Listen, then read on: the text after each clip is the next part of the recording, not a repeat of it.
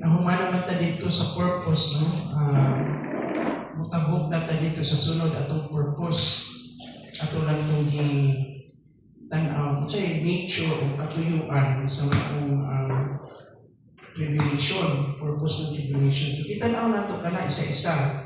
Kung inyong tanaw ng mga highlights itanaw na ito ang bahid sa mga remnant o galing na ay pagtutukan na itong pagtuon ng mga remnant o sa rule nila.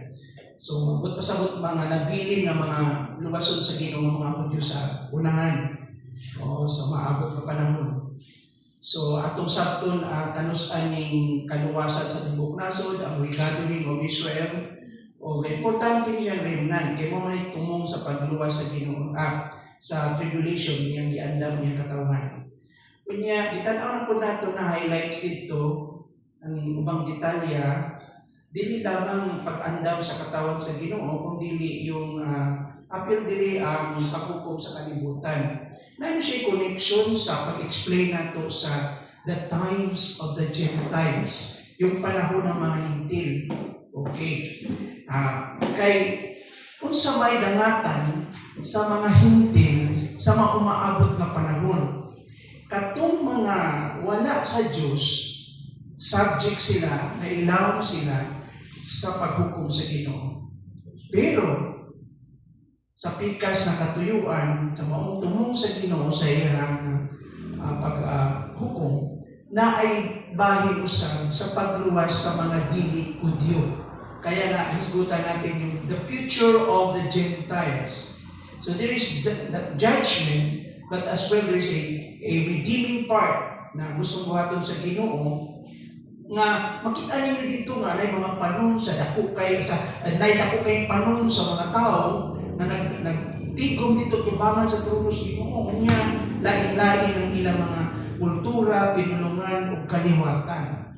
So ito na yung massive number of Gentiles that enter into the kingdom. Naluwa sila. And kung inyong bantayan yung point na magpabilin ang mga Israelita sa ilang pagpagali hangtod sa punto nga kundi mahimpit na ang number sa mga hintil na makasulod sa ginharian sa Diyos. Okay. Mao kani akong tanawon. So mga importante ning mga katuyuan. Na sunod gitanaw na nato usab nga dito ang ikatulo nga punto sa purpose kining aron i-populate ang maong paghari sa Ginoo sa usa ka libo ka tuig kining millennium. To populate the millennium, ang mga mangutana ta diin gikan ang mga tao nga maoy mo gitawag nato mo occupy, maoy mo nato pupuyo nakauban sa paghari sa Ginoo. So mao kini ang future ng mga Gentiles nga luwason sa Ginoo. Apil na ang mga gitawag natong mga believing Jews na na-convert anang panahon na at the return of Christ, the entire nation will turn to Him. Balik sa Ginoo. So din makita nato to populate the millennium at very specific sa salvation of the Gentiles, no? Na sa Revelation 7 verse 9. Nakita na po nato kana. Okay. Kunya gitanaw na po nato ang din niya 70 weeks. Agiana nato explain nato kana na naay kay calculation gi-justify gini nga ang maong prophecy ni Daniel sa chapter 9 24 to 27 symbolic period siya.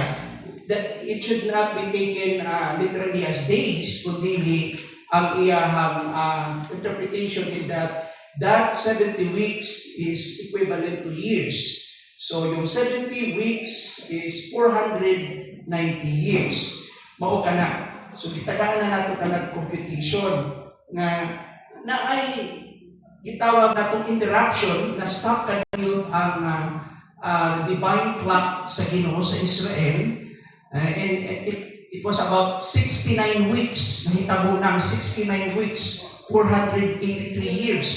Unya nagkaroon ng interruption, pumasok yung the period of the church, yung church age, no? O maunang we are living in the interval between two advents of Christ, no? The first and second coming na diha sa tunga, no? Ito yung the inter-advent period, gitawag po nato kana sa atong panahon na the church age. Pero ang atong counting is beginning in the crucifixion, the day of Pentecost, the crucifixion, 30 AD, padagan sa atong panahon karon. Ug ang maong period mo culminate siya sa pag-rapture o pagsakdaw sa simbahan. Unya dito dayon magsugod ang the last 1 week or 7 years ng divine clock. So ma-resume siya only after that interruption. And again, nasa kalabutan nga po sa program sa Ginoo sa mga Gentiles. Padayon ta, at tulad ta karon sa gitawag natong tanaw nato dinhi karon ang mga sumusunod gihatag naman nato ang interpretation na atong Matthew chapter 24. Ato lang balikan the structure of the tribulation period. Okay. Next slide. Okay. Kana. Yung structure niya, yung pattern niya, kung atong tanawon ang tribulation period, gamiton nato ang Matthew 24, okay, 4 to 8, mao kana ang gitutukan sa Revelation chapter 6, 1 to 8. Parallel na sila, no? Balikon ko, ang first 3.5 years na gisgutan sa Revelation 6, 1 to 8 is parallel to Matthew 24 verses 4 to 8. Mauna sila. So, manang first 3.5 years, kung sa may mga naaanak ng mga event, no? Kung sa may content ani. So, according to Matthew chapter 24, 4 to 8, and also with Revelation 6 verse 1 to 8, adunay gitawag natong deception, na ay gubat, wars, na ay famines, kagutom, o na ay mga natural disasters, no? Maabot ka mga gitawag natong term disasters, mga plagues, mga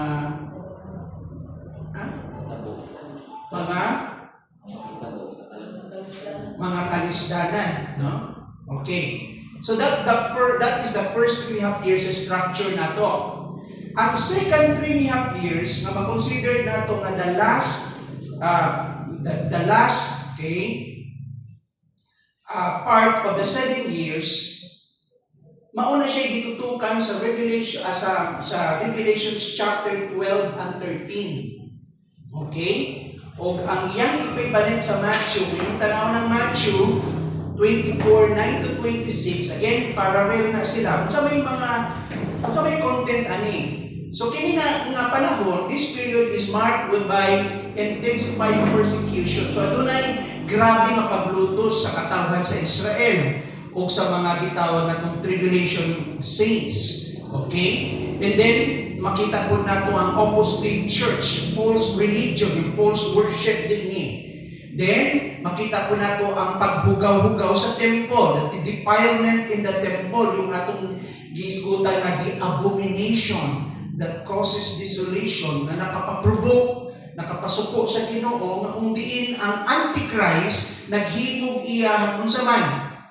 Gipahunong niya ang ritual ng worship sa temple, o niya nagpatukod siya diyan kaugalingong image dito, kakinahanglan o ni-demand siya o pagsimba o worship sa mga tao. Mao kana, no? Defilement in the temple and Israel's flight. Naalala niyo yung reference sa Matthew 24, 9 to 26, yung instruction very specific sa mga Israelites sa panahon ng paglutos.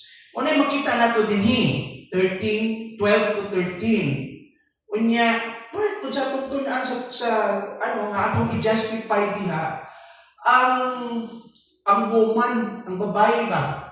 No? Di ba? Yung babae nga gigukod sa dragon. Ato po i-justify sa scriptures, nga nung si Satanas, no? Itagaan sa description na dragon. Okay, importante na siya. Kung sa pwede ay ang characteristic ng dragon na makita natin sa scripture. Unya, sa mga rulers sa Old Testament, like sila ni Nebuchadnezzar o uban pang rulers, kitagaan po silang title na dragon. Importante na siya na point. Kay kining mga pagan rulers ato nga time, dili na ito makita na nagpaluyo mapuwersa niya ang yawa. It's really the Satan's activity using these pagan rulers. Gigamit yung mga leaders at time. Pero din ipakita sa Revelation kung kinsa ang true characteristics ni Satan, and he was given a description. Ipagkulag ba siya ang dragon. And he ran after the woman. You know, yung atong mga obang friends from other believers sa ibang churches, sa evangelical world, makita nato nga mo differ mo nanay variation sa mga panlantaw. Anyway, quick exercise tolerance, gawin nato usahay lain-lain ang atong view. For example, yung ubang mga kaigsunan nato from the other churches, like ang stand na gitawag natong partial rapture o kanang post, no? Post-tribulationist and mid-tribulationist, lahi ang ilang interpretation dito sa woman. No? Other group, ilang interpretation dito is the church. O ang iba naman, si Mary. O importante na matagaan mo o konteksto para ma-explain nato kinsa itong woman dito. I-shortcut na lang nako, pero naasya takas na explanation nanong ang atong reference ana is Israel. O ang man-child dito, ang anak ay si Christ. Okay? And makita na to ang persecutions nagsugod no, sa ilaha. Grabe ang pagugod-gud sa yawa. No? And dinhi, mao kini ang atong structure na gitunan. Nakaroon, magpadayon kita. Tanawa ang parallel between Matthew and Revelation sa mga events. Description of the first half of tribulation. Sa 24:4-5, equivalent sa Revelation 6 verse 2 ng Matthew, ang unang event is magsugod yung Antichrist emerges. Right after the rapture, mutunga dayon ang Antichrist. Pero dili pa niya ipakita ang iyang tinuod na gitawag natong kinaiya. Oo. Dini mo appear siya as the man of peace, mo appear siya na magpakita siya ng unsaman good, o he will act like a savior, no? So mao kini una niyang pag-appear. Unya, kung inyong tanawan yung formation of nations for later, makita nato. Pero dini pamanta sa gitawag natong mga reference na gitanaw nato. Naapoy mga gubat o mga gitawag na tumakuyaw ng panahon, wars and terror. Giskutan ni Jesus sa Matthew 24:6-7. Mao po na may tabo dito sa Revelation chapter 6, 3-4. Kung mahinumduman ninyo yung actually sa Revelation, gitagaan ni siya og symbols. Kung nahinumduman ninyo yung term na the four horsemen of the apocalypse. Diba? Yung unang ni-appear dito sa Matthew chapter 6, yung white horse, then later yung red horse, then sunod ang black horse, then ang last, ang saman, na ay pale horse. Yung lain-lain ang color nila. Pero di ito nag-isgot ng literal na kabayo. Symbolic to sila talaga represent. Actually, morning equivalent nila. So yung white horse, give reference to Matthew chapter 24:4-5, the Antichrist. Then yung horse, mauna siya, no? Yung red horse, nagpakita yung naay kitapong gubat. Then famine. Then sunod, pestilence and earthquakes. Of course, after that, makita nato na ay gitawag natong death, diha, kaubanan. So, sunod, says killed. So na ay gitawag natong martyrdom din. Sa 24 verse 9 and chapter 6 ng Revelation 9 to 11. So, mugawas ni sa inyong notes, kaya ako ni hatag sa inyo. No? Para kung inyo tanawon, inyo siyang gagawa kayo ng comparative study, tanawon ninyo yung content pareho. Pareho na din sulod, ani, mo din i-discutan. Sunod na event, sa second half of tribulation, makita ninyo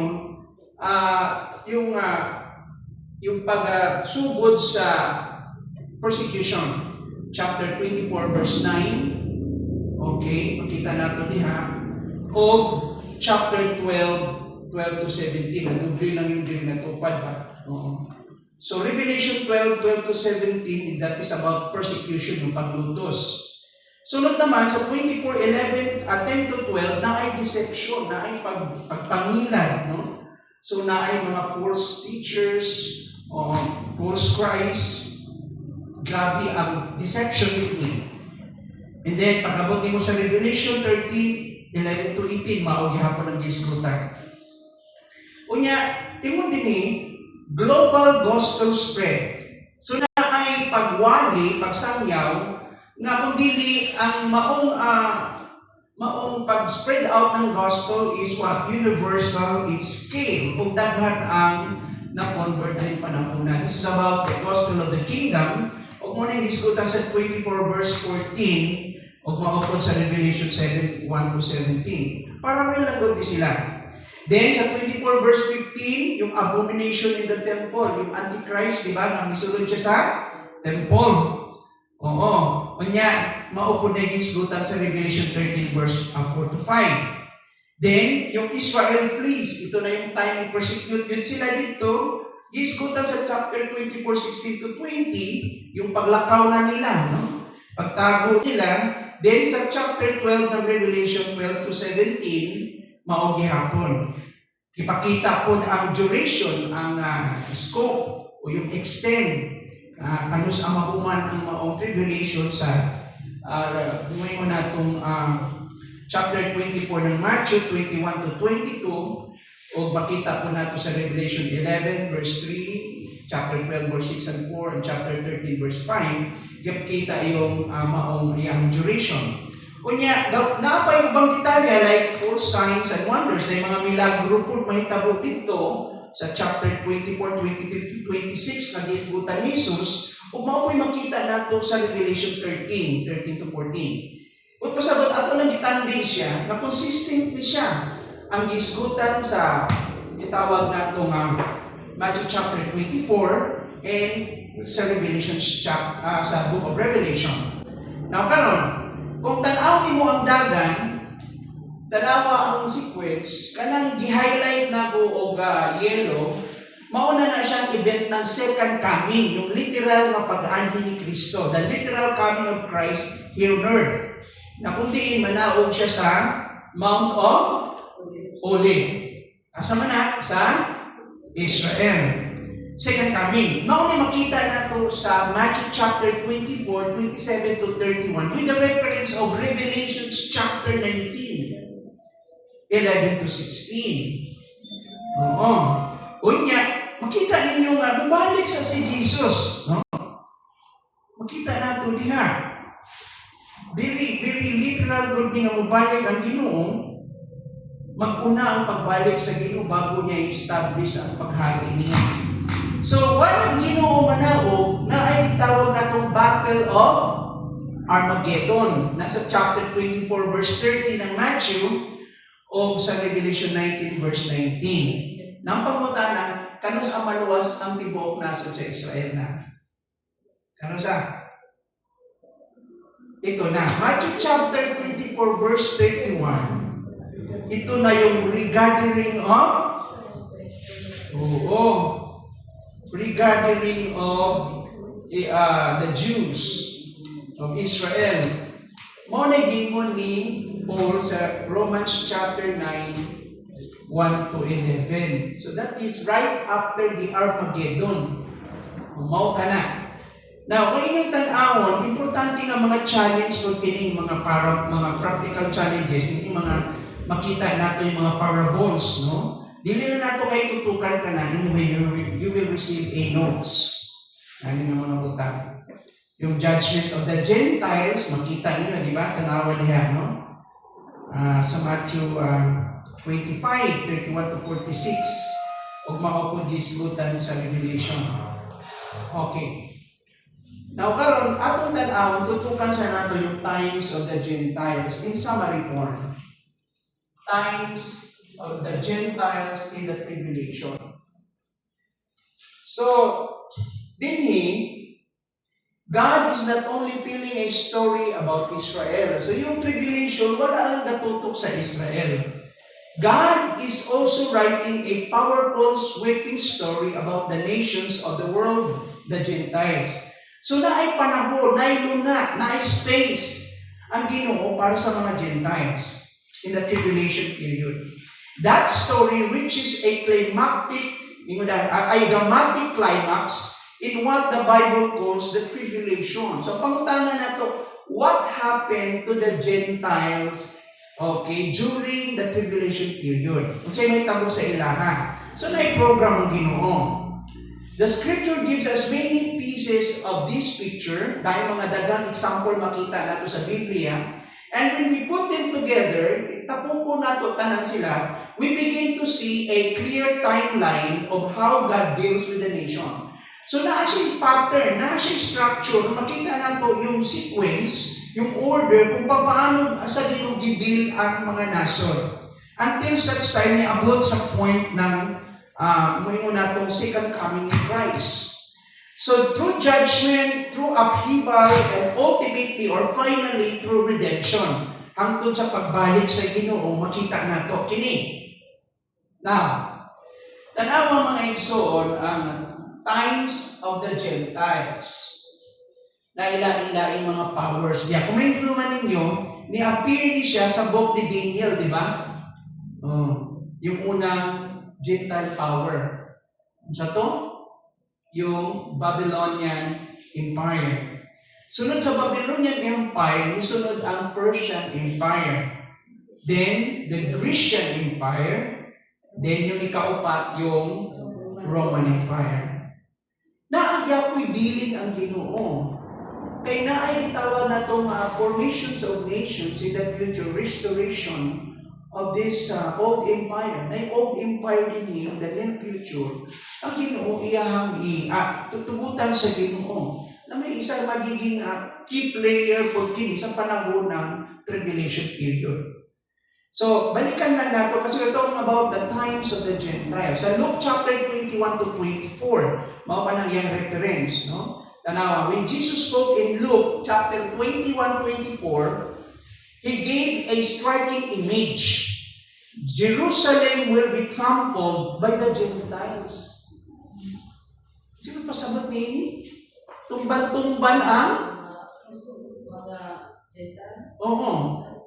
Jerusalem will be trampled by the Gentiles, until, so taas kini nga period, until the times of the Gentiles are fulfilled. Ang pangutana, kanusa nagsugod kini that Jerusalem has been trampled, nagiyatak kita kan, gikontrol, gidominate, okay, ng Gentiles. Then, og nagpadayon ang control ng Gentiles until the times of the times of this period, times of the Gentiles will be completed, will be fulfilled. Now, karon, ang pangutana mao kini.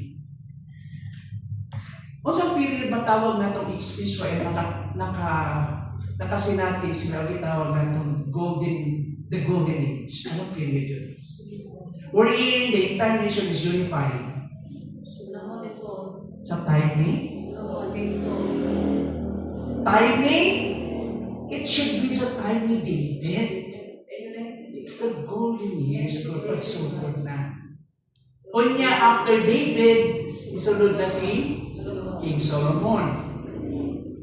Nung namatay si Solomon, his kingdom was divided. So nagsugod ang problema sa loob, hindi sa labas.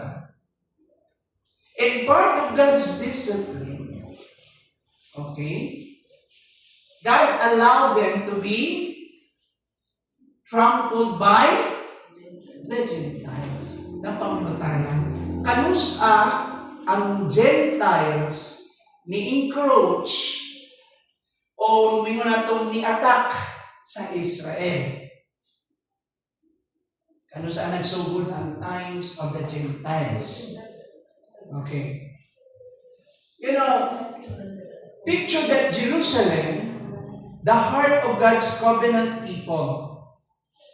Sila yung apple of God's eye. Importante yung Israel. No?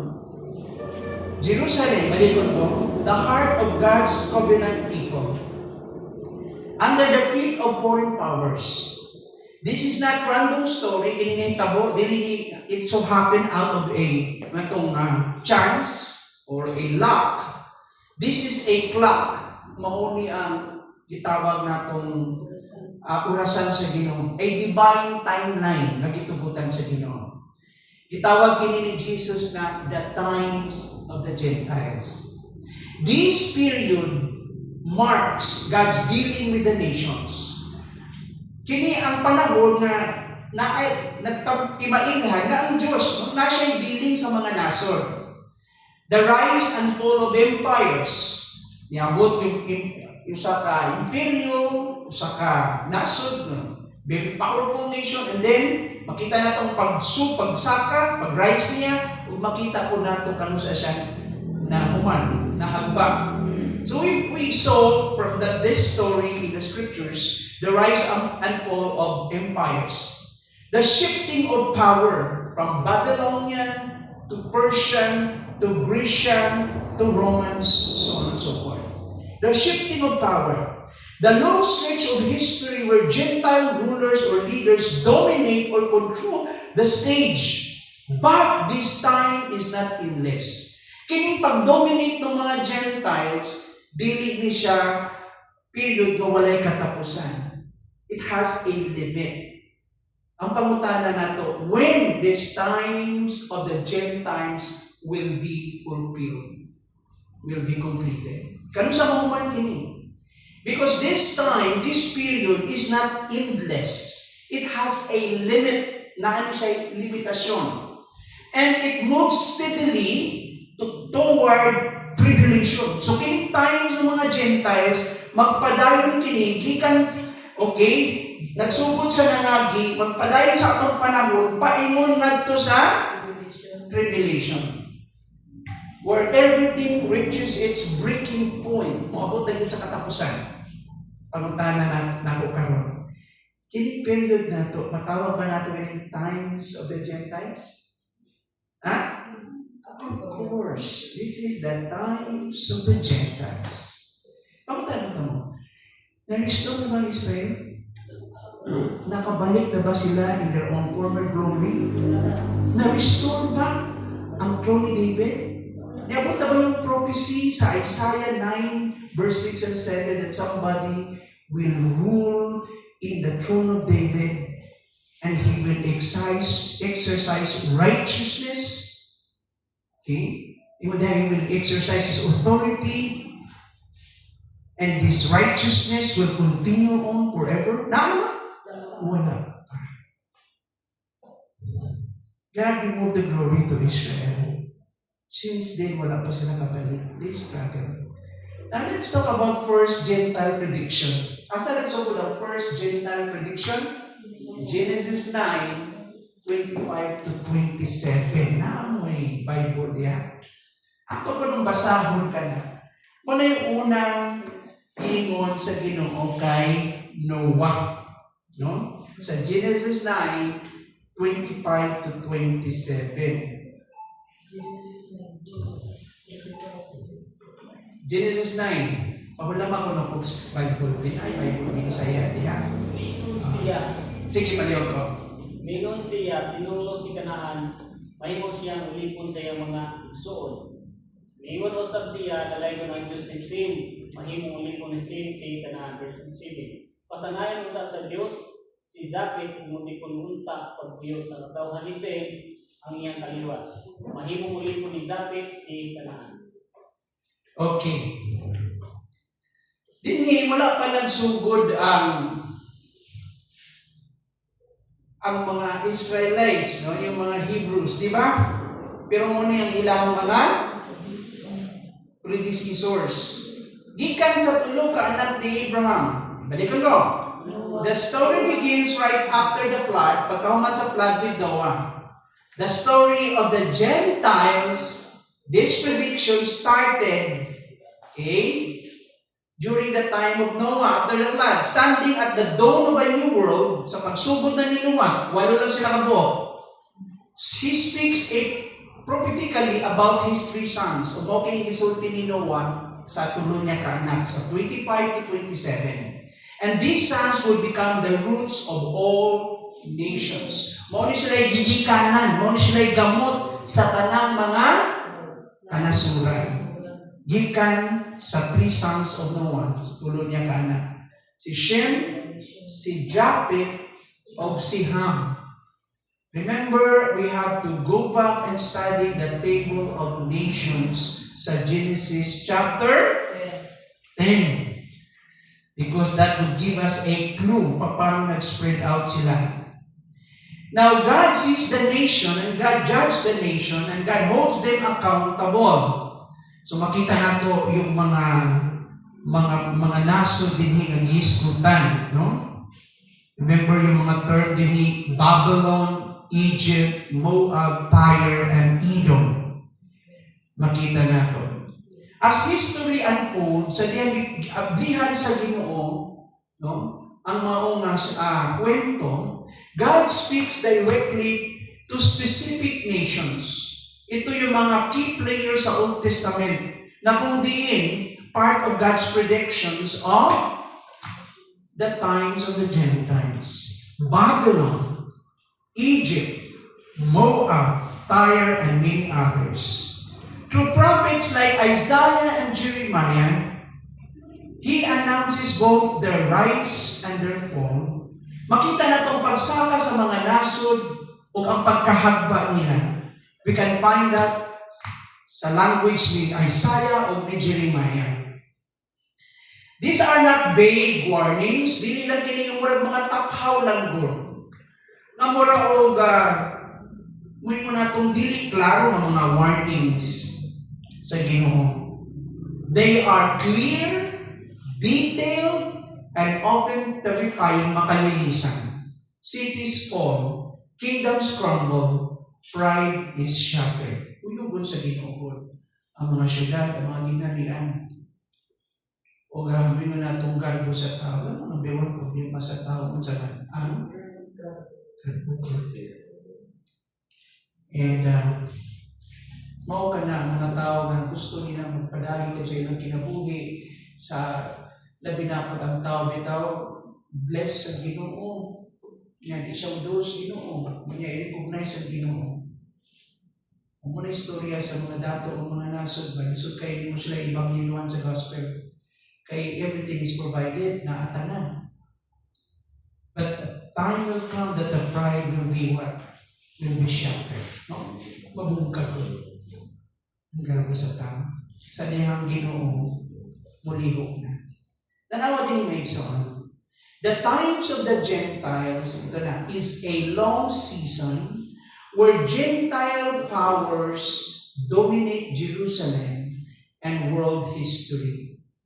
And it is measured time, a divinely set span. Subot pasabot, pag mayroon times of the Gentiles, ang panahon sa mga Hintil, usa na siya kataas na panahon.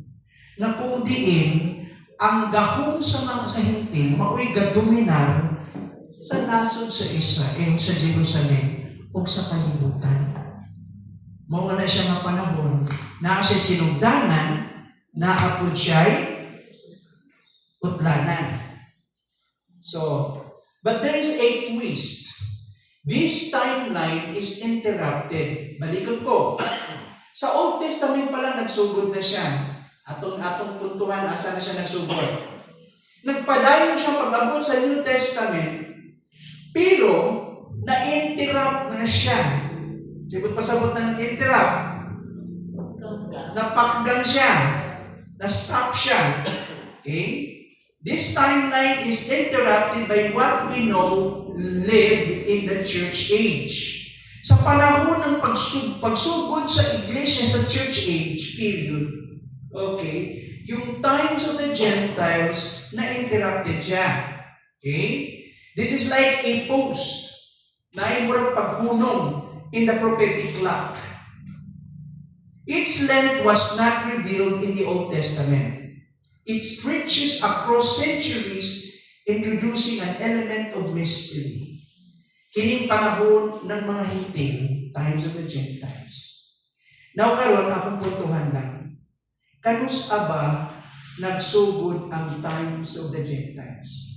Nagsugod siya, okay, taganda mo date, 586 BC. Anong empire yung ni attack? That Israel was under siege and conquered by this empire. Anong unang empire ni conquer? Syria na muna. Yes, but really controlled Israel at this point. Babylon. Ito nagsugod ang times of the Gentiles. Judah fell 586 BC under the empire of Babylon by King Nebuchadnezzar. Since then, nagpadayon ang panahon ng mga Hintil. After the Babylonian Empire, isulod ang Middle Persian. Okay? Pagkahuman ng Middle Persia, isulod ang Grecian under Alexander leadership. Then after the Grecian Empire, isulod ang Roman Empire. Remember yung Daniel chapter 2, chapter 7, importante yun. Chapter 9, yung Daniel, yung prophecy, the four beasts, upat ka mananap dito, o katong statwa nga nakita ni Nebuchadnezzar, remember? Oo. Yan ipakita itong may mga itong Gentile powers. Sa yung image na yan nakita sa iyang dream. O parallel siya dito sa upat ka image ng mga mananap. Ipakita na nito yung mga Gentile powers. Nadili na nato kayo tutukan ng detalye. Balikan nato kinipuhon in details. So, naay paghukom sa Ginoo sa mga hintil pagabot sa panahon. Now, karon yung final formation naay final formation ng mga nasod. Ito yung mga alliances. So, tanaw lang sa nato in sa surface lang sa nato tanaw. The 5 end time superpowers. The Old Testament prophets describe the 5 big superpowers that will emerge or that will come at the last days and fight each other for world supremacy in the Middle East. Ano importante yung Middle East? Hindi yan nabantayan. Anong daghan ng gailog sa Middle East? Aside na strategic siya that will bridge continents, gikan sa Europe, paingon na ito sa Asia, pero nga naman importante yung Middle East. Anong labanan? Okay. Anong pinaka-importante item na pinag-aawayan sa mundo karon? Importante yung energy. Okay. Kasi maparalyze yung life mo. Pag i-blackmail ka ng Arabs, kontrolo nila, sila yung pinakamalaking deposit yung Middle East. Try to imagine yan, yung mga nasod like yung third world countries, yung mga dagkong nasod, I think 30% siguro sa kanilang oil nila sa ilang petrolyo, dito nila kuha sa US. Na try to imagine sa inyo kung na yung mga interruption, apektado tanan. Kasi, ang problema nimo pati yung mga products mo saka man. Ang pagkaon mo saka. Kung gusto nimo i-paralyze yung nasod, i-control nimo yung oil. Patay yung mga pabrika, patay pagtanan. Oo. Ito yung labanan ngayon. Dili lang gold. Kasi dato ka ng Arab sa gold, di ba? Alam niyo yung old name ng Saudi Arabia. Ano old name? Habila. The large deposit of gold. Ante karon mina nila di mo nasa Bible yun. Pero di na yung issue niya. Sa ilaha ang kanot ng kagamay. Gawas na Nadaghan kayo sila ng refinery dito. Mo nang mahal kay palito na to dito, ano na, refined na. Kasalit ba yung punta sa ilan? Nagkakuha mo punta sa uban. And hindi mo nilabanan pag-abot sa panahon. Alam mo, yung mga nakita, yung mga key players karon na murag sila yung mga murag dominant ba? For example, kinsa may hegemony sa kalibutan, kinsa yung pinaka-head sa kalibutan karon? Superpower. US. Siya ang hegemony ng Western Hemisphere. Dili lamang in terms of military power, pati economic, pati culture, Western culture na embrace. Pero di natulimtan na ang US is always a child of Europe. Kasi ang mga founding fathers gikan sa Europe bago na-discover ng Amerika. One day, the European alliance will become very powerful. I don't know kung mulutaw pa ang mga players karon like US and Russia pag-abot sa unahan in the League of Nations. Sa karon makita na to, very powerful lang. Nandiyan yung America, then yung Russia, and then yung imo na to China. Oo. Powerful na rin ang China. I think sabi nga, second ko when it comes to yung ilang military power. Kaya lang dili pa sila tested good unlike sa mga Americans. Pero ang point din sa prophecy, nakuurol ang Western powers. Kasi musunod sila, mag-create sila mismo ng government nila sa sulod ng Middle East. Itong mga alliances na ito, paglabanan nila yung Middle East. Kung kinsay na i-control sa Middle East, yan ay control sa kalibutan. Kung di po ito, nasa iyo yung gold nasa iyo yung oil. So pinaglalabanan nila ito. So naikalan ng economic and political issue dito, yung control ba? So atong tanawin din mo, kialaw sa Ginoo kini kasi part ni siya sa gitawag nating formation. Part ni siya ng gitawag natong timeline sa Ginoo. So the Old Testament prophet describes the 5 big superpowers that will emerge in the last days and fight each other for world supremacy in the Middle East. Unsa nang una? The King of the North. So na yung leadership, no? The King of the South, the Western Confederacy, the King of the East, and of course yung independent Israel.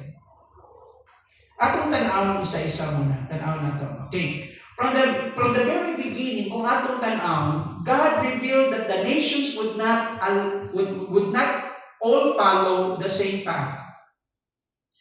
Maabot yun ang panahon na ang tanang mga naso dili mo sunod sa parehong linya. Remember, sa instruction ni Noah sa 3 sons niya, that they should, ang makatulog anak ni Noah, ilang ipopulate ang kalibutan, of course, they should follow the path, the righteous path, no? Pero dito na, ay gitawag na itong realidad dito pa lang. Kadili tanan sunod sa parehong direction. And so, their destinies would differ. Dili magpareho. Their roles in history would unfold uniquely. Lain-lain ang ilahang mga gitawag itong papel. Right there in those ancient words, the seeds of global history were planted. Dito nagsugod. Okay, now makita natin karon din ang King of the North. Tanawa ang mapa. So very important yung Ezekiel 38, no? Verse 38 and 39. Makita natin yung role ng Russia, yung mapa. Then partner ng Russia, yung Persia, yung ng Iran. We have Kush, yung Kush, walang Sudan, at saka yung Ethiopia. Yung Meshech and Tubal is part ng Russia. Then ito yung invasion of the north, no? Gog, the leader of Magog.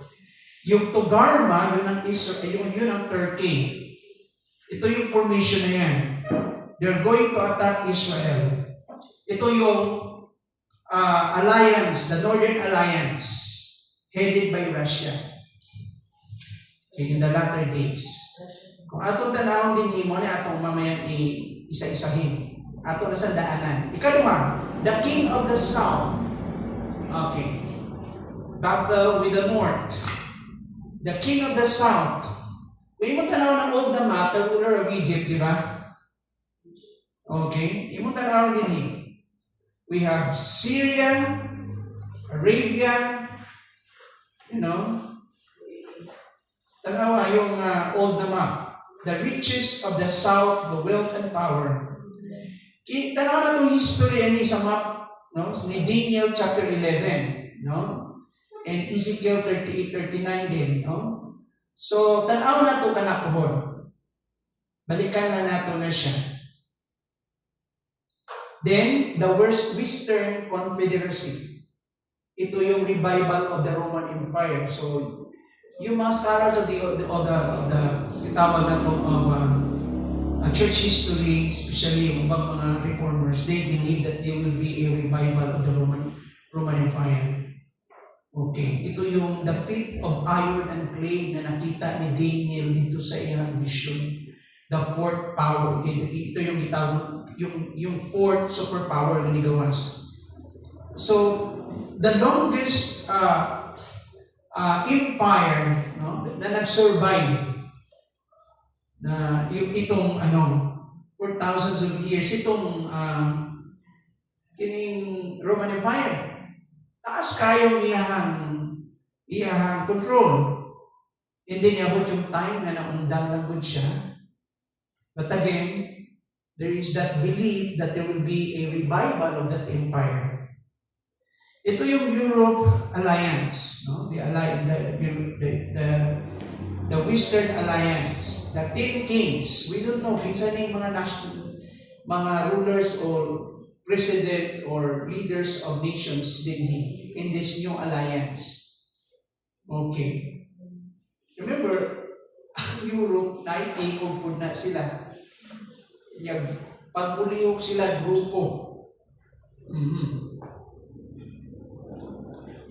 Although today, powerful is US, muak siya ay independently, and yung mga decision niya is unilateral, mukadot lang siya himug-move niya against sa Europe, no? Labi na sa iyang engagement diri sa Middle East. Dahil mga ingana na formation, atong tanaw na siya sa unahan. Next is the king of the East. Alam mo, usa sa mga pinaka-populated na nation, aside from India, billions na rin yung ilang population is China. So the Asian Alliance di siya. Ito yung the king of the East. So, we don't know, saan may mahitabuan ni Puhon, no? Alam mo, Pilipinas, no? Part na ta sa history, no? Hindi nyo ba alam na itong Southeast Asian itawag na itong alliance o Indo-Pacific na alliance na to, kauban na itong nasod. Kunya, ga-engage itong presidente. Ito lang presidente, itong presidente ang chairman na ASEAN. Oo. O hindi madali na, pilihon kanila. Hindi madali yun. Sa karon hinanap ang ASEAN, no? Pero don't you know, magkaroon ng shift. Yung power, tali atong focus na sa Europe, yung economic development, yung progress to dito sa US, sa Europe. Karon, nandito na ang focus sa Asia. Yung populated po ng Asia, nakakita ng Asia. Pilipinas lang daan. 70% sa atong population, mga batanon at saka sila yung working force nato na talagang bumubuhay ng bansa natin, yung income na to, yung domestic income na to. Marami tayong tao. I think ang population natin, 150 million. No? Sakto ba ko? 150 million. Nagkanata. We don't know in the future kung sa inyo tabuan ni. Pero atong tunaan siya hindi. Sa pag-focus study in Israel, Israel will continue to survive and flourish. Succeeded siya. Remember yung promise ng Palestinian Covenant. I will give you the land from the river Euphrates of Iraq to the river line of Egypt. Mo yung original design sa ginunang land ng Israel. And that is future. That is why I believe that God will survive and will preserve even none. Because God will fulfill His promise to the nation of Israel.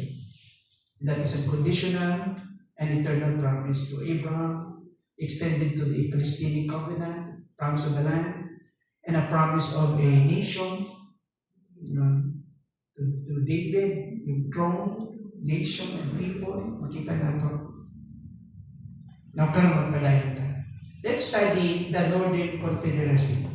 King of the North. Ayan. Identification of names. Who is Magog? Sa Table of Nations, kung atong tanawon sa Genesis chapter 10, verse 2, si Magog, isa sa mga anak ni Japhet. Si Japhet, one of the sons of Noah. So si Magog is one of the children of Japhet. Makita na to very specific. Gomer and Magog and Madai and Javan and Tubal and Meshach and Tiras. So nandun si Magog. Tanaw na itong history.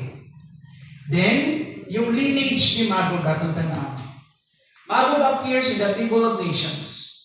I-reference pa na ito, cross-reference of 2 Chronicles 1:5, listed as a grandson of Noah through Japhet. This genealogy is more than a family tree, it's a map of how humanity spread after the flood. So, dili lang ni siya genealogy o family tree mo ito na antin. Hinakay idea, may tungod sa map kung paano ang mga tao ni katag sa kalibutan after sa flood o luno. So each name represent a people, a culture, and destiny. So pag may muntag Magogs, so Magogs descendants were remembered as first nomads. So yung mga nomads, mga nomadic people. No? Kini mga tao bitaw, di ba sa karahan ka na ito, magpuyo sila, dili bitaw gastedi sa usa ka lugar. Ano pag yung mga Hebrews ba? Kaya gitawag siya ng Hebrews because they cross over the sea, the river, no? The sea. They cross over the Hebrew people. O mao sila ni Abraham.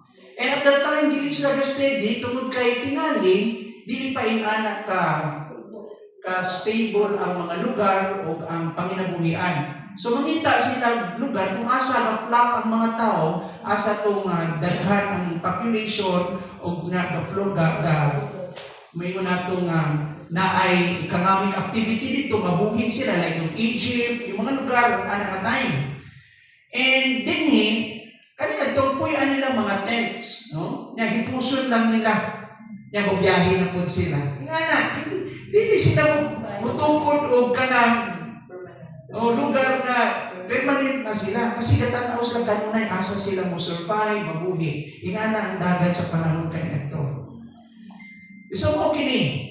And roaming the vast steppes of north of the Black Sea. So, tanaw na itong mapa, naa sila sa north ng Black Sea. Kung mo yung Black Sea, naa sila sa north ng bahin. Kini nga mga kaliwat ni Magog. Natong tanaw ng mapa. Tanaw ang mapa. Alam mo, dagang dagat yato makita. Next screen. Kita ba ninyo sa inyo? Sige pa ko, atong tanaw. Parang old man ang mapa. Sige pa ko naman, kirahan. Kita ninyo? Sige pa. Ikayo. Okay. Kung ganito. Katong ganina na lang siguro. Sige pa. Maparo ninyo. Diliga ko na. No? Okay. Kita ka ng Black Sea din ni. Oh, may mga kini Mediterranean. Nataganang ka po idea. This portion is Mediterranean. Ang Black Sea na sa ibabaw. So sa north na part, upper part ng Black Sea, yun ang part ng agos. So dito, so makita na to na ay Caspian Sea, na ay Mediterranean Sea, din sa ubos Arabia, paubos na yung Red Sea, dinidapita. Din sa pikas naman ito yung makita na to diha. Okay? Napay lugar dili yung Persian Gulf, muning Persian Gulf, no? Kini yung Persian Gulf. Diya taga-agi ko, diya taga-kumpra o uwi. Okay, so balikan na nato sa mapa nato. Okay. Na po yung mapa din wala lang siguro na kopya diha. No, mas clear mo gud ni. Wa kay na kopya diha. Sige ko no. Sige pa ko na ma'am.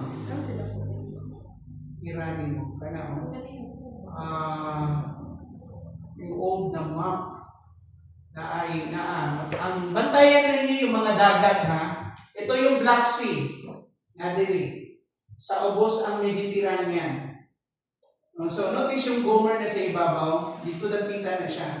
Makita, no? Ang Bible, ito yung old map na ko. Nana ko yung old map din. Ayan.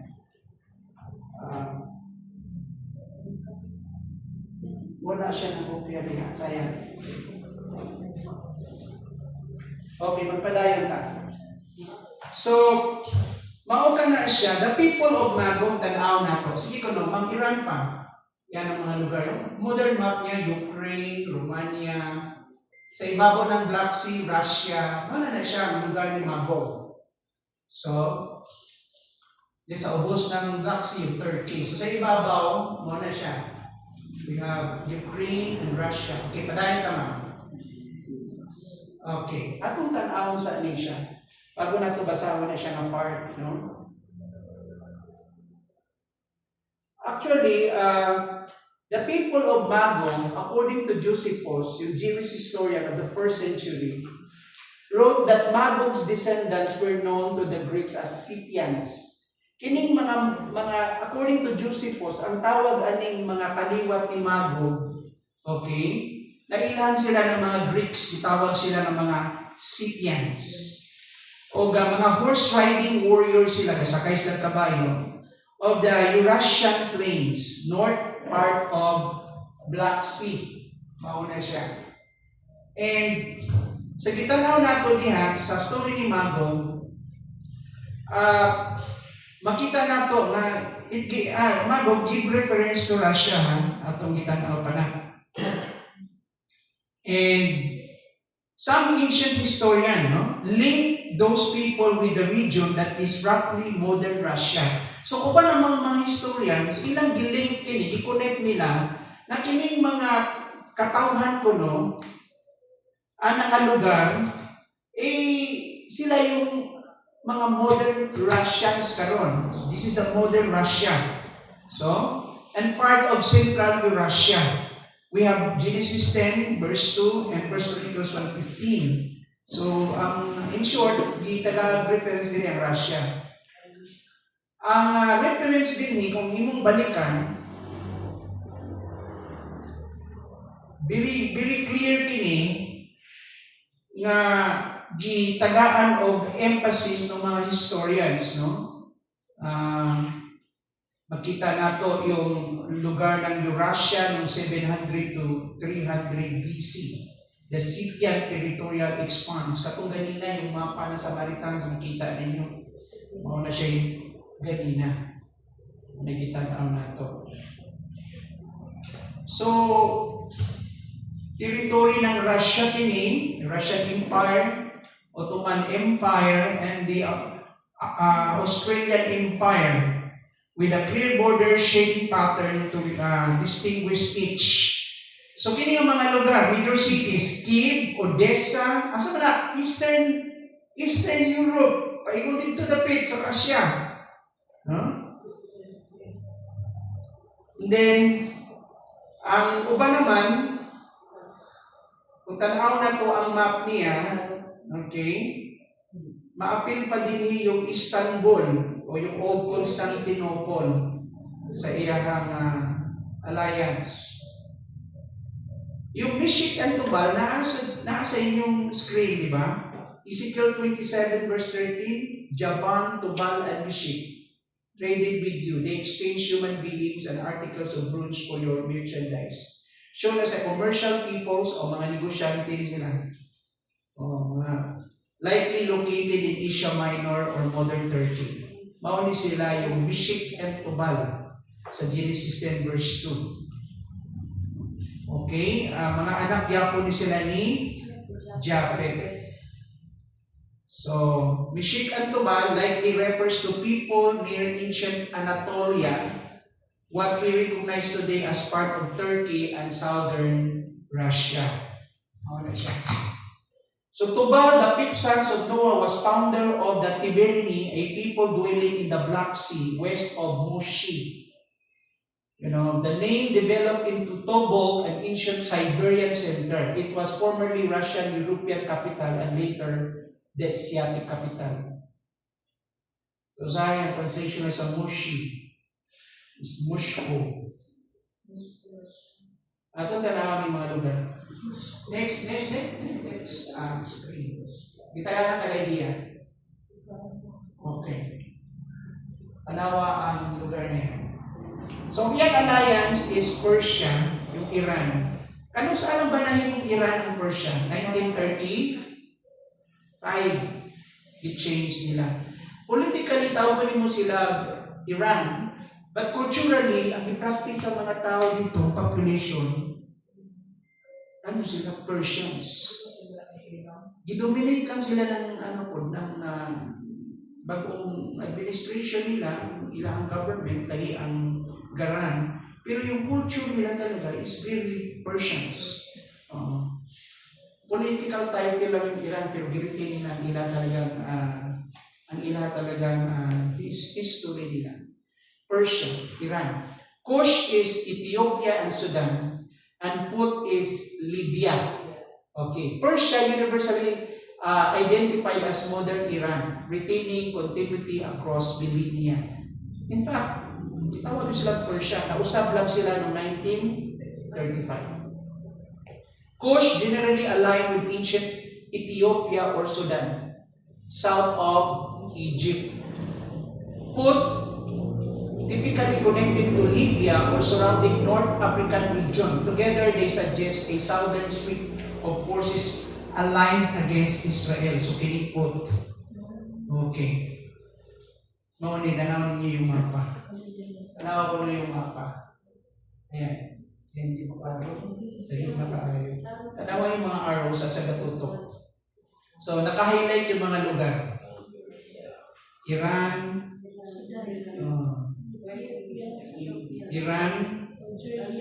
Libya is Put, Algeria is Put. Tanaw yung Put, yung mga tao niya spread.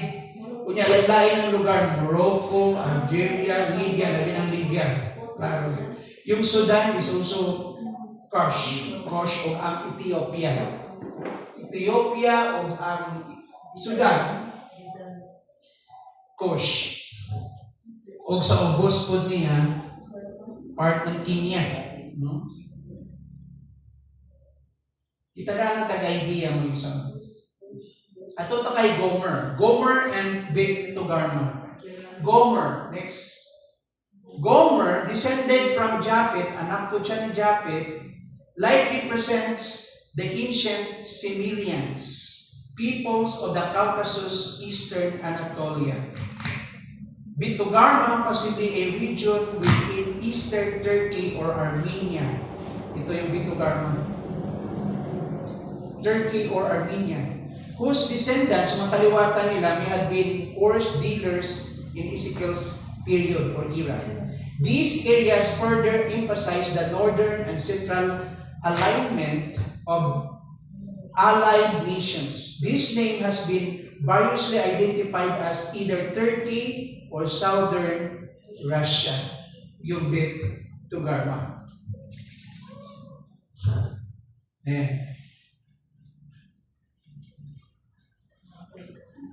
Yung old niya na name sa mga mapa.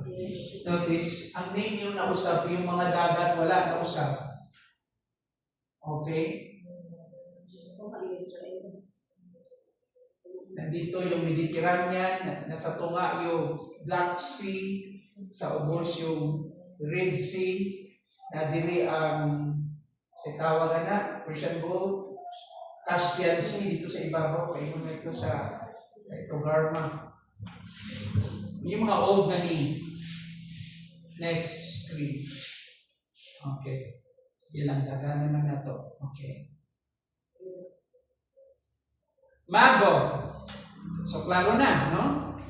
North, often linked to modern Russia or Central Eurasia. Gomer and Togarma, northwest associated with Anatolia or Turkey.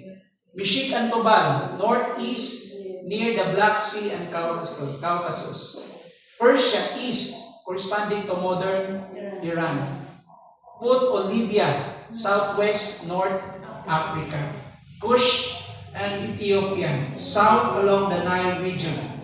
The map spans Europe, North Africa, and Middle East. Yan ang coverage niya ng Northern Alliance. Europe, North Africa, and Middle East.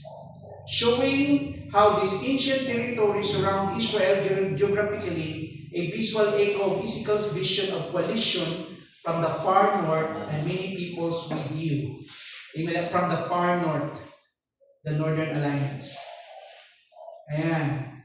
Ito yung mga lugar na yan. Next screen.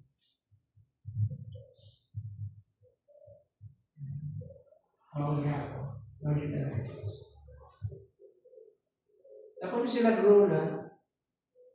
Hindi nyo ba alam na history daan ang Russia na-involved yun sa Middle East kanunay yun.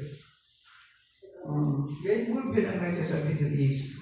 Sa inyong tanaw karon, kinsay connection ng Russia sa Middle East? Yung alay nasa Middle East. Iran. Gawa sa Iran. Turkey. Patayan ninyo na. Ito may presidente sa Turkey ka ba?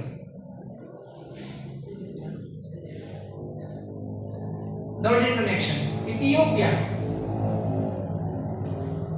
and Libya. Ancient names were Kush and Put. Muna sila actually, yung Ethiopia and Libya, ang ancient name niya Kush and Put. Ethiopia and Libya. The strategic horn of Africa represents high stakes. It oversees the shipping routes to Red Sea into Indian Ocean. Ethiopia had been a Christian nation during the Arab coast when Israeli troops crossed the Suez Canal into Egypt on October 23, 1973. Travel history. Yung Yom Kippur War, it broke relations with Israel for the first time in over 2,500 years. Tungkol atong war na to. Okay. Sige. Kaya sa katutob. Ato sa kitanaw ng mga lugar na yan. So, anong idea na to? Pasabot, makita nato din itong final form of the superpowers. Mugawas sila sa gitawag na itong at the middle, paingon din sa gitawag na itong last part ng 7 years at the middle. So, ito na yung gubot niya. So, yun na sinasabi ko karon, ang mga superpowers karon, sila pa na makita nato. Pero we don't know, information mo saan. Saan siya. I don't know, kung pinatuig ikan karon, kung ma-maintain nila yung title nila. Kasi hindi ka pwede mag-survive na alone kay ikaw lang isa. You will not survive. Kaya nga kita yung atong foreign policy, ang Pilipinas i-consider na ta dili na ta lower power, middle power na ta. Kay ang middle class nato, ang number ng middle class nato, yung disparity ba, nandito yung gamay ra yung mga dato, dagan ang pobre. Sa time ng siguro sa tunay mga 1980s, 1970s, dato pobre ra. So yung old president na nidagan for 20 years, remember yung Marcos, nahimo siyang effort na magkaroon ng opportunity ang middle class. So kitagaan niya opportunity, magkaroon ng middle class. Kasi layo kayo man. Sa atong time, sa dagan sa panahon, ang number ng middle class na to, gasaka. Nanay mga Pinoy nga mga resident sila sa lain-lain lugar, yan may succeed sila, nadato sila. O na po ibang mga Pinoy nga naara din sa Pilipinas, pero ni-show up na sila. So akala nato ang mga dato ra katong mga tag-iyang tag-iyang mo na? Tag-iya o Ayala, o yung Ayala Empire, o hindi. So ang Pilipinas, middle power na siya. Okay? Gawas pa ni Ana, para maabot yun sa point na ikaw makonsider na middle power, kinala i-boast mo ang imong military capability. Kaya na atay modernization program na ilag yun ang kanunay na ginatabangan na mas madugangan pa mga bago na itong technology to provide security. Kaya atong security, di naman domestic security o local lang ato ang atong bantayan. Na atay gitawag na itong security po na atong i-exercise yung atong power against yung mga encroaching na mga neighboring countries. Unay kanang mga silingan nato. So pag may mga middle power ka, buti pa sa kipapul ka na maampingan ng imong nasod. Yung ang imong areas of responsibility, yung coverage ng imong land, ang Pilipinas is archipelagic man siya, daghang kay Tag-Island, more than 7,000. Kanya, pila ka buong atong Navy, pila ka buong atong Coast Guard, mga barko nato. So, karon gasigit ta, gasigit ta, dugang, niya, atong Air Force. So, nanata sa posisyon ana. Now, gawas pa po ni ana. Kaya itong Pilipinas ano po.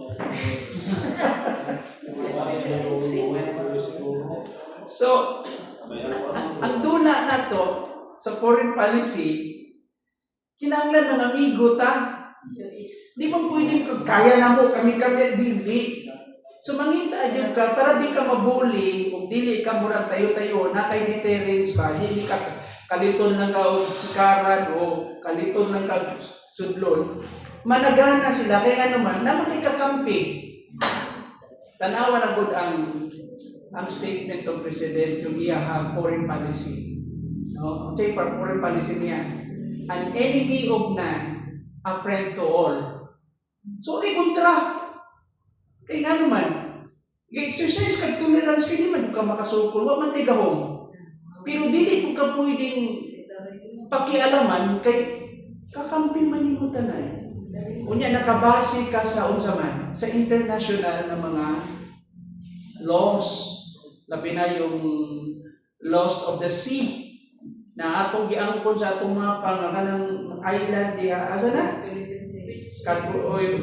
sa West Philippine Sea kanang Carbon Shoal diha ato pa na, no? Pila ka nautical miles sa gikan sa pinakalas nga island, dapat ang distansya nga makonsider ato pa, under pa sa Philippine sovereign kana. Naman na sa atong institution ba? Kato nag-eskwela ng economics na, nag-subject na siya. Ha?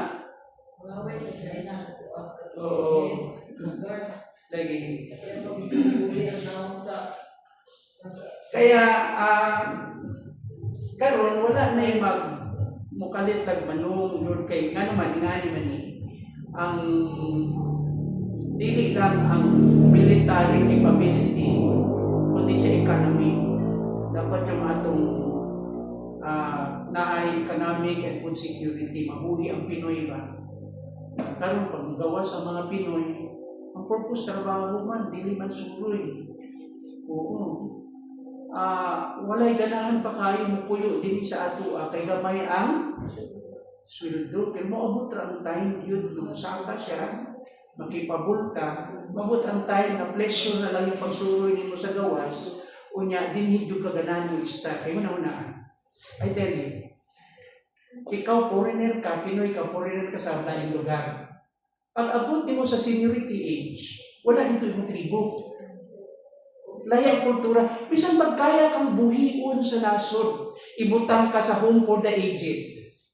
Di ba? Kunya sila na magpakaon mo, dito, sa ulan lang. Wala kay trabaho. Nag-aaya po kang pagkaon sa gobyerno, na kay allowance. Sa Pilipinas, hindi nga na. Karoon na lang naging kapot yun. Sa tayo mga tabang-tabang, 4 piece, tupad, bisan na. Kaya di pa man nato kaya yun na uniform mo tanan. Karoon dito, panikamutan nila magkaroon ng universal pension. Na regardless sa imong status o kahintang nimo, pobre ka o dato ka, may is ka o wala, pag nag-apply ka sa universal pension, entitled ka. Muna ilang i-work out ka nun. Pero kailangan mo applyan. Kaya kung sa local lang ka, pag pakulat naman ka, apply din mo, 60, 61, o ngayon na. Naka-insist na, hindi ka appeal sir sa ano.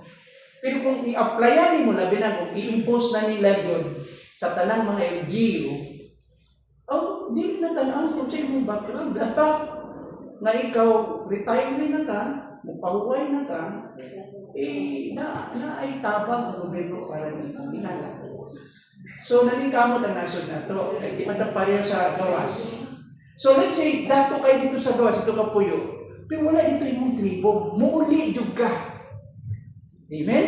Kinadiri mong life man. Na life po sa konsepto din eh. Nato, tribal mentality man ta nga, di ko pwedeng isang pobre ta, ato mga tigulang, di man nato ibutang sa institusyon ko, di ba?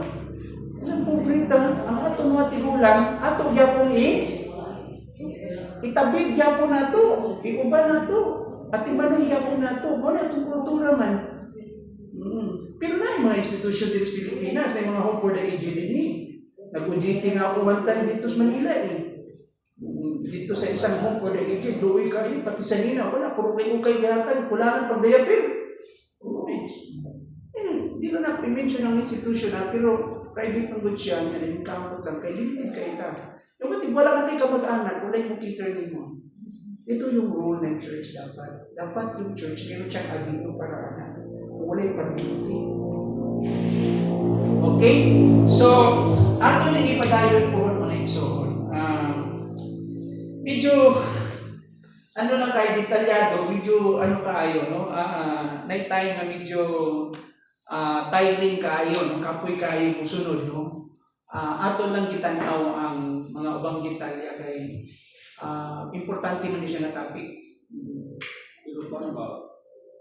Yes. You anti-Christ existence na Ang assumption nato kung butana nato we are in the last of the last days, doon na kayo ka. Exist na siya. Let's say mag-rapture. Hindi tayo. Ga-exist na siya. sa akong sunod ako sa YouTube na siya. Kini si Trump, delikado man siya.